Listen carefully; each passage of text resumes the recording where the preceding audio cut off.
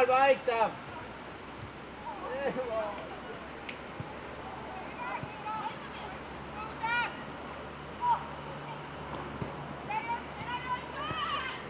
Laiu, läks laiu.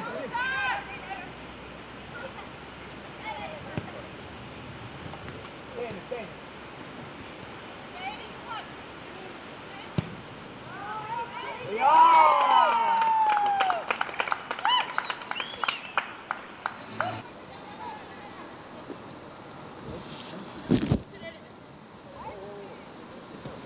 Eikö tähän voittikaa? Jaa!